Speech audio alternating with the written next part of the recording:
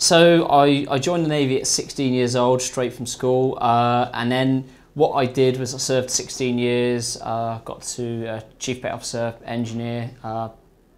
All of my background is in engineering previous to this. And during my time in the Navy, I travelled to about sort of 80 countries worldwide. So I got a good sort of world view, but also a real good understanding of what essentially good management leadership and involved. But at the same time, really sort of gained a good in-depth understanding of like engineering sort of practices and theories.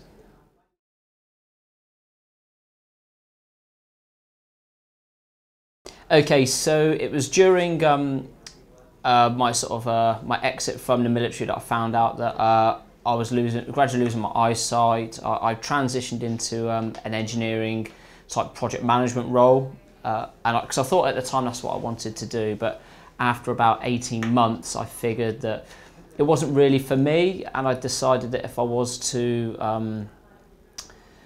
do another, I guess, engage in another career change, then what essentially that would mean is I would have to retrain, because all the jobs out there required a form of like really master's levels qualifications, and I felt that because I like understanding how things work, and I've always been fascinated by people, I thought that psychology was something that, you know, aligned to everything that I really enjoy.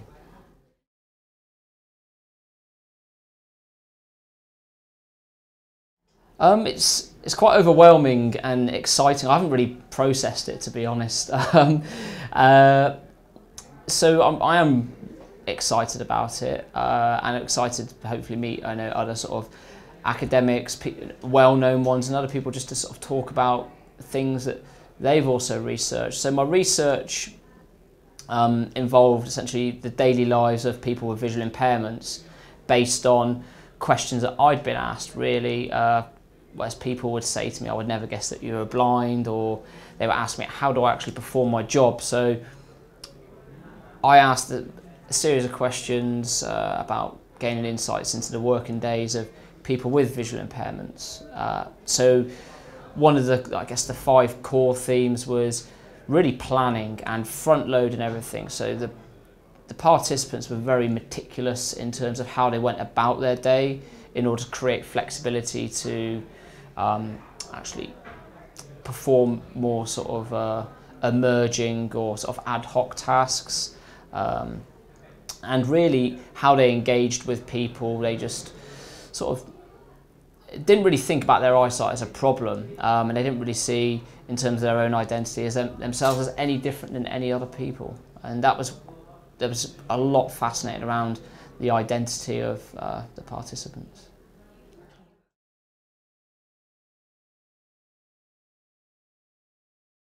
It's just been a case of improvising, adapting and overcome, really.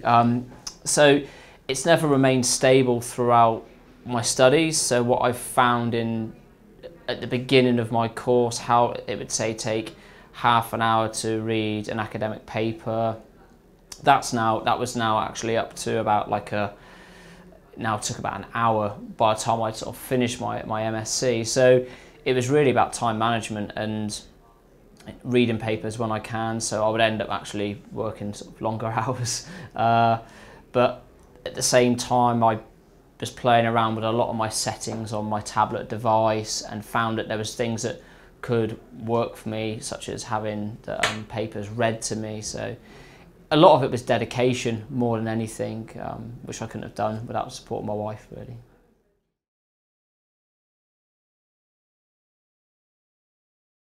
Oh, without a doubt. I've always had like a particular attitude towards management, leadership, and, you know, just kind of things that go on within the workplace.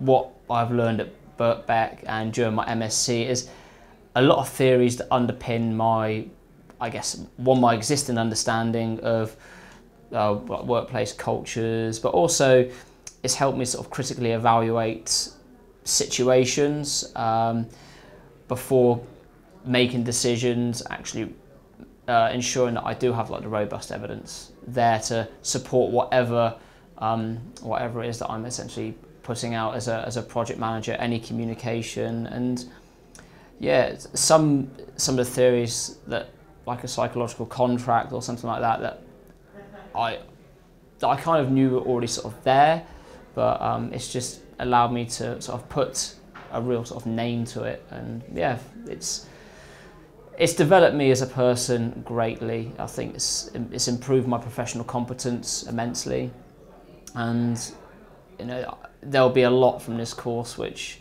I'll be able to apply certainly in my future career.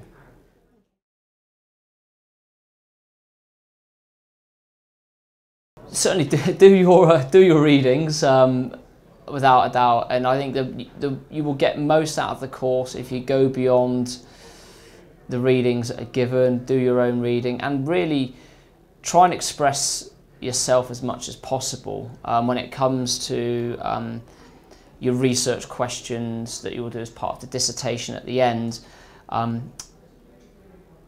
From the outset, if you've got an idea, just start doing all your background reading then, and by the time it gets to doing your research, really it should all come together. But more importantly, I think just you have to put the time in, and whilst you are putting the time in, manage your network and any kind of relationships, because it is ultimately them people that will be there to support you, and it's important that you support them, because doing MC is challenging, but it's worth it. Well, hopefully more research. So I'm currently doing I'm applying for a fellowship to do more research in visual impairment and careers, and as well as being accepted into another conference. There are 2 more which I'm also applying for. So more presenting the research at other conferences with view to gaining, I guess, some kind of sponsorship, or hopefully be successful in applying for a PhD.